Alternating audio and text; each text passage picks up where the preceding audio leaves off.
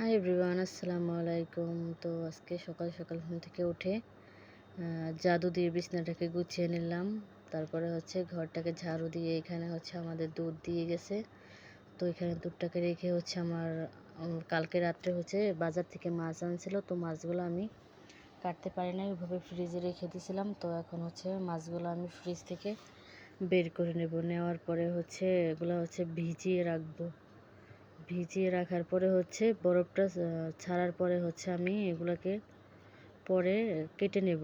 মাছগুলোকে ভিজিয়ে রাখছি, তারপর এখানে আমি ঢেকে রাখবো বরফটা ছাড়া পর্যন্ত। তারপর আমি এখানে আমার এই রাত্রের প্লেট বাড়িগুলো এগুলোকে ধুয়ে নেব। তো ধোয়া হয়ে গেছে, এখানে আমি উপর করে রাখছি পানিটা ঝরার জন্য। তারপর এখানে দুধটা আমি সেকে নেব। নেওয়ার পরে এগুলো দুধটা সেকে নেওয়ার পরে আমি এই গ্যাসের চুলায় দুধটাকে জাল করে নেব। জাল করে নেওয়ার পরে আমি এখানে ভাত রান্না করব। তার জন্য এইভাবে প্রত্যেক দিন আমি চাউলগুলো বেছে নেই। তো আমার দুধটাকে এখানে প্রায় গরম হয়ে গেছে, তো আমি একটু করে নিলাম।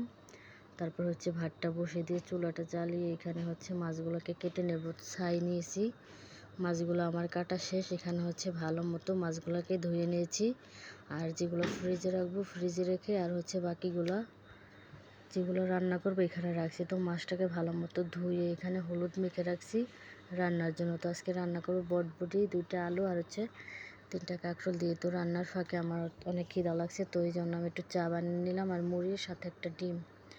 তারপরে এখানে আলু আর কাঁকরোলগুলো ভেজে নেব, বটবটি ভাজবো না এই জন্য। তারপর কড়াইতে তেল দিয়ে পেঁয়াজটাকে ভালো মতো ভেজে তারপর আদা রসুন বাটা দেবো। দেওয়ার পরে মশলাটাকে ভুনিয়ে নেব, হলুদ মরিচ লবণ দিয়ে ভুনিয়ে নেওয়ার পরে এখানে বটবটি যেহেতু ভাজি নাই, তো তার জন্য বটবটিগুলো দিয়ে একটু কষিয়ে নেব।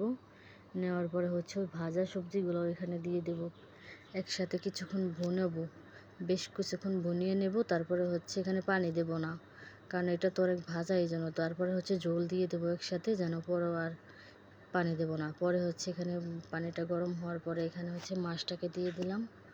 তো এই আজকে দুপুরের রান্না।